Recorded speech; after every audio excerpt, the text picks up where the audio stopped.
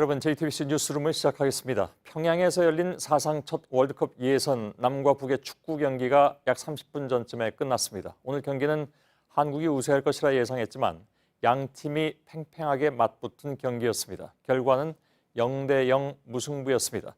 양 팀에서 경고를 받은 선수가 각각 2명씩 나올 정도로 경기는 치열했던 것 같습니다. 그러나 경기 상황은 아무도 볼 수가 없었습니다. 문자 몇 줄로 대한축구협회에 보내준 소식들, 기자들이 보낸 것이 아닌 축구협회 직원들이 경기 중에 적어 보낸 내용들입니다. 애초에 북한 주민 5만 명이 경기장을 가득 메울 것이라고 예상됐지만 실제로는 아무도 없는 무관중 경기로 치러졌습니다. 온누리 기자가 이 경기 소식이 가장 먼저 전해지는 축구협회에 나가 있는데 연결하겠습니다. 자, 온누리 기자, 지금 서 있는 장소가 오늘 남북전에 가장 빠른 소식이 들어온 곳이죠? 네, 축구 소식이 가장 먼저 전달된 축구협회에 나와 있습니다. 이곳 2층 회의실에서 기자들도 문자 중계 형태로 이 소식을 받아봤는데 완전히 실시간은 아니고 AFC 본부를 거쳐서 온 문자였습니다. 실제 상황이 벌어진 뒤에 잠깐의 딜레이가 있었고요. 우리와 북한이 0대0 무승부를 거뒀다는 소식도 7시 23분쯤 전해졌습니다. 그리고 전해진 소식들은 당연히 굉장히 주요한 소식들이었습니다. 그러니까 선수가 교체되거나 경고가 나오거나 이런 소식들만 전해졌습니다. 예. 자, 그럼 문자 중계 그리고 지금까지 올라온 사진 몇 장 이 정도로 이제 오늘 상황을 가늠해 볼 수밖에 없는 그런 상황이군요. 네, 어렵게 전달이 된 만큼 굉장히 간단한 메모 형식이었습니다. 후반 24분 김문환 슛, 골키퍼 선방 이런 식이었습니다. 오늘 경기에서 경고가 4번이 나왔는데 이런 기록으로 그나마 굉장히 거친 경기가 있었구나 가늠해 볼 수 있었습니다. 실제 전반 초반에는 양팀 선수들이 몸싸움을 하면서 신경전이 있었다고 하고 이런 궁금증 속에서 사진도 몇 장이 올라오긴 했습니다. 아시아축구연맹 경기 감독관이 휴대폰으로 찍어서 올린 사진들입니다. 예. 김일성 경기장에 5만 관중이 운집할 것이다. 그래서 일방적인 응원 속에 경기를 할 수밖에 없다. 이런 예상들이 많이 나왔었는데 하여간 오늘 관중이 한 명도 안 들어왔다고요? 네, 일단 지금까지 전해진 소식으로는 일반 관중은 없었던 것으로 알려지고 있습니다. 굉장히 이례적인 상황입니다. 사실 어젯밤 양측 팀 미팅에서도 북측은 4만 관중이 들 것이다 이렇게 저희한테 얘기를 했는데 지난달 북한이 홈에서 경기를 치렀던 레바논전에서도 김일성 경기장에는 5만 관중이 꽉 찼습니다. 그런데 이렇게 일반 관중의 출입까지 없어지면서 오늘 경기는 정말 깜깜이 경기가 됐습니다. 예, 그러면 북측이 어저께 밤까지만 해도 관중들이 있을 것이라고 해놓고 오늘 이렇게 한 사람도 들여보내지 않은 이유, 혹시 그건 얘기가 나온 게 있습니까? 네, 그런 얘기는 아직까지는 전해지지 않았는데 아무래도 북한이 승리를 장담할 수 없기 때문에 이 경기를 좀 평양 시민들에게 공개하기가 힘들었던 게 아닌가 이렇게 추측을 해보고 있습니다. 예, 단순하게 보면 그렇게 생각할 수도 있겠는데 또 다른 이유가 있을 것 같기도 하고 하여간 지금은 뭐라 말하기가 어려운 그런 상황인 것 같군요. 그렇다고 어제 그렇게 네. 얘기해놓고 하루 만에 그것이 뭐 거짓말이라고 표현하면 어떨지 모르겠습니다만 그런 상황이 돼버렸는데 아무튼 알겠습니다. 북한이 14년째 이곳 김일성 경기장에서는 패한 적이 없다고 들었습니다.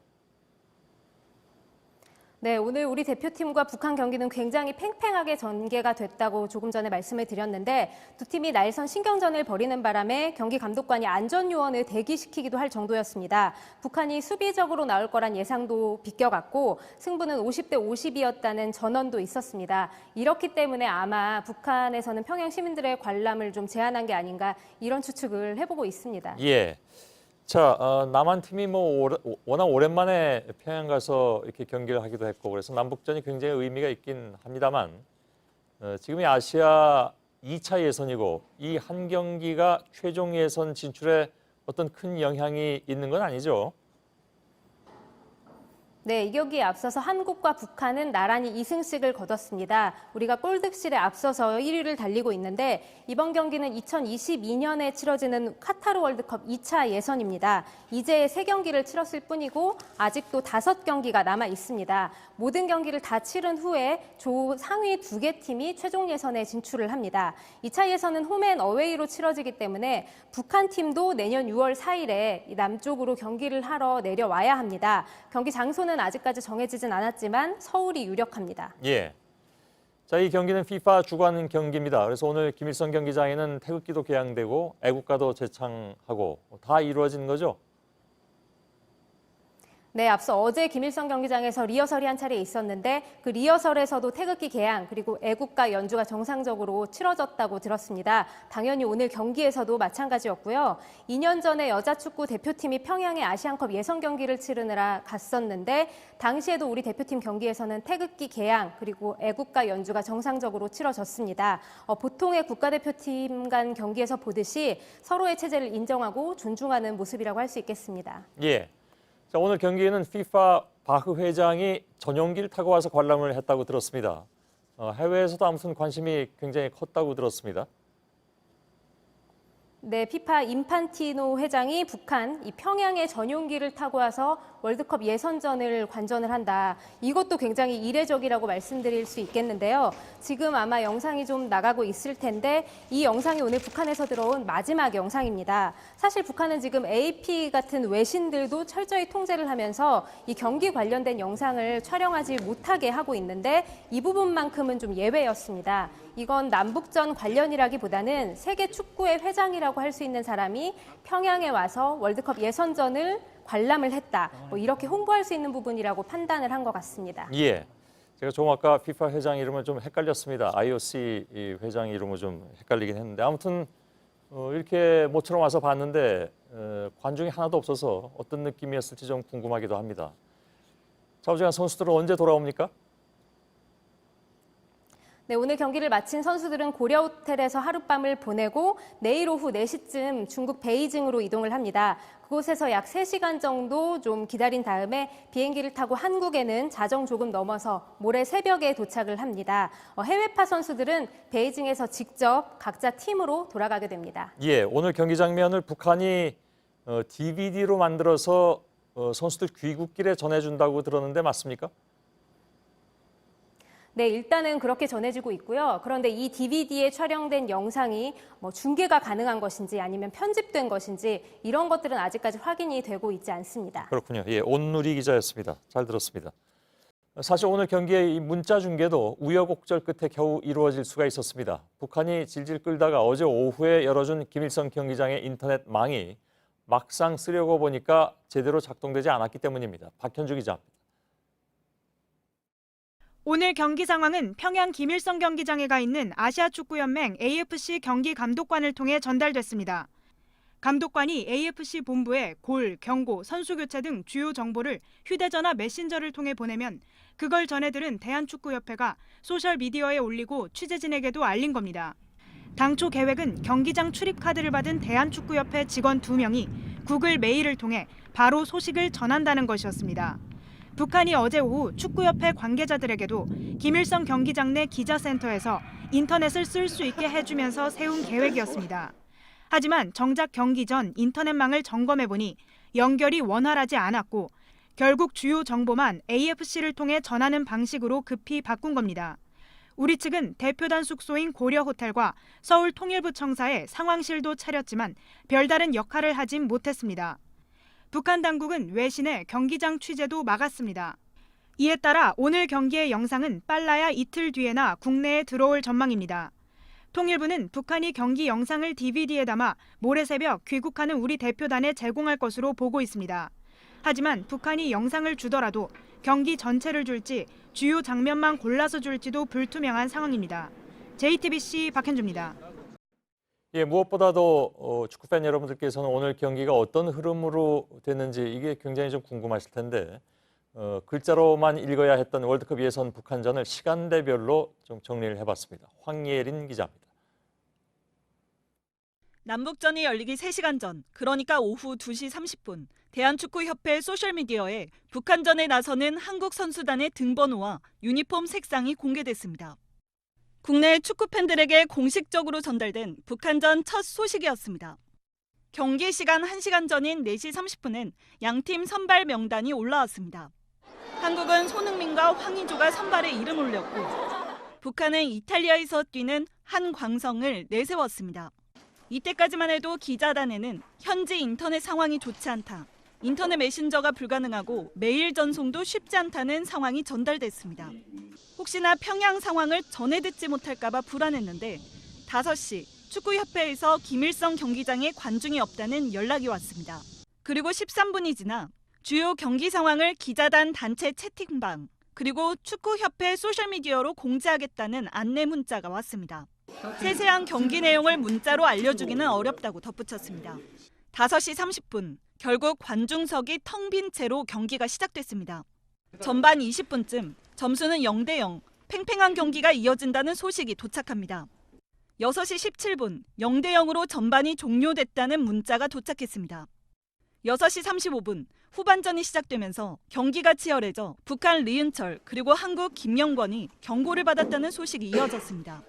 한국은 후반 들어 황희찬, 권창훈, 김신욱을 교체 투입했지만 골은 좀처럼 터지지 않았습니다. JTBC 황예린입니다. 우리 축구 대표팀의 경기를 실시간으로 볼 수 없었던 건 무려 34년 만의 일입니다. 지난해 정상회담 이후 제자리 걸음만 하고 있는 남북 관계가 결국 스포츠 경기에도 영향을 미친 겁니다. 김소현 기자입니다.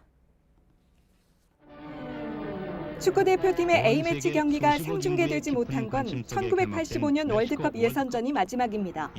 네팔에서 치른 경기가 주최국의 방송 여건이 좋지 않아 전파를 타지 못한 겁니다.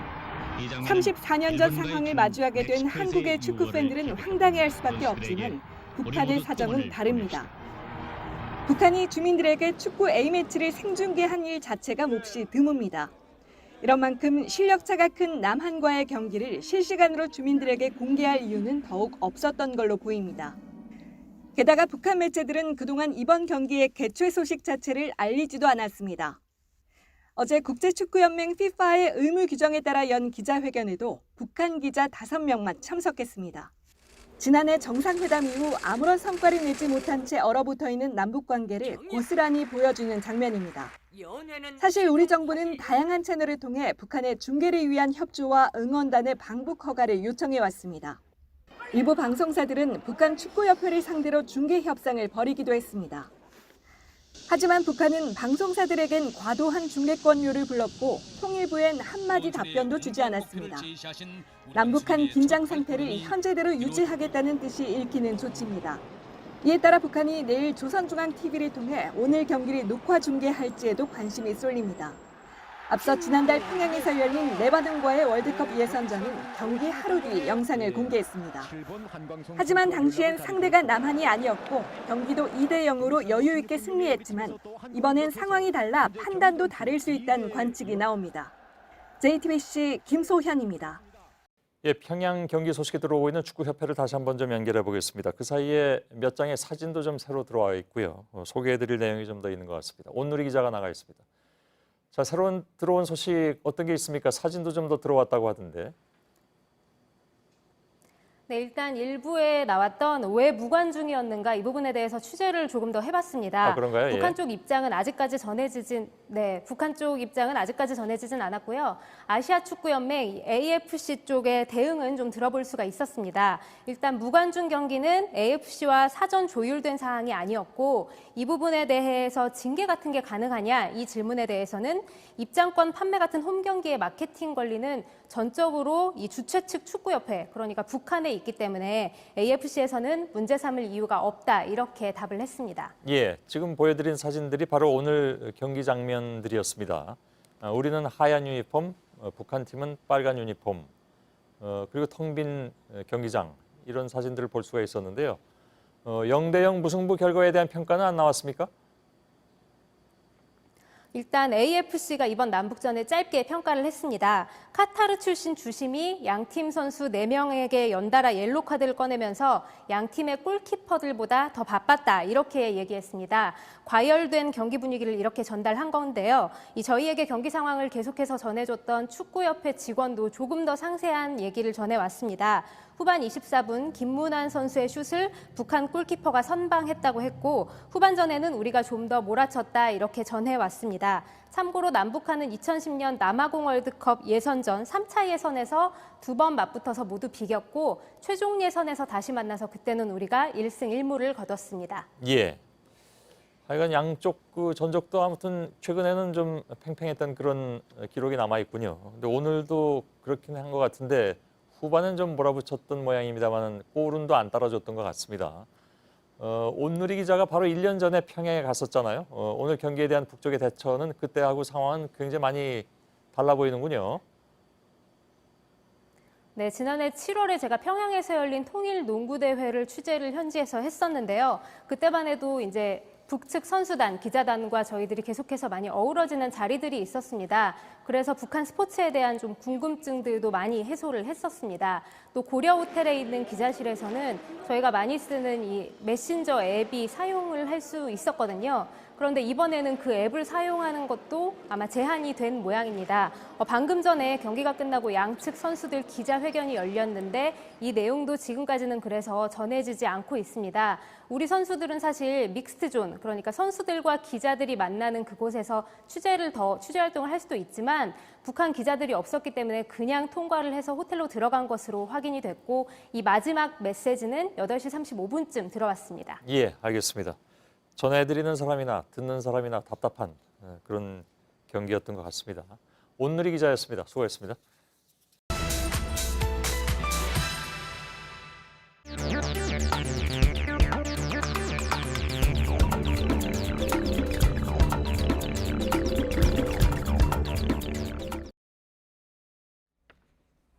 네, 생중계, 관중, 취재진 없이 진행된 깜깜이 경기였습니다. 이 때문에 온라인에서는 북한을 아예 월드컵에서 빼야 한다는 주장까지 나왔습니다. 이 밖에 오늘 경기를 두고 나온 여러 주장들을 팩트체크해 보겠습니다. 이가혁 기자 나왔습니다. 네. 우선 생중계가 안 됐잖아요. 이거는 안 해도 되는 겁니까? 적용 가능한 기준을 따져보면 아시아축구연맹 AFC가 올해 펴낸 경기 운영 지침이 있습니다. 이에 따르면 북한의 생중계 불허가 이 지침을 위반한 건 아닙니다. 이 지침을 보면요. 오늘 경기 중계권은 홈팀 주최 측, 그러니까 북한 축구협회에 있기 때문입니다. 이 북측 판단에 따라서 우리 방송사 쪽과 이 중계에 관련한 협상이 최종 성사되지 않았기 때문에 좀 상황이 매우 이례적이라고는 할 수 있지만 지침을 어겼다라고 문제 제기하긴 어려운 겁니다. 네. 그리고 오늘 또 특이했던 건 북한 관중도 못 들어오게 해서 아예 관중이 없이 경기가 진행이 됐잖아요. 조금 전에 온누리 기자가 전해드리기도 했지만 AFC 입장은 뭐 북한이 미리 사전에 조율한 건 없지만 우리가 문제 삼을 이유는 없다라고 네. 했는데 어떤가요? 진짜 그런가요? 이 무관중 경기를 생각해보면 보통 징계에 대한 벌칙이잖아요. 네. 그런데 오늘 당장 그러니까 벌칙인 이유는 홈팀이 주최 측이 티켓 수익도 가져갈 수 없기 때문입니다. 그런데 오늘 경기는 북측이 스스로 무관중 경기를 했습니다. 징계가 아닌 이런 식의 자발적 무관중 경기는 이 해외 프로축구에서는 간혹 있었는데 네. 이 월드컵 예선에서는 전례가 없습니다. 다만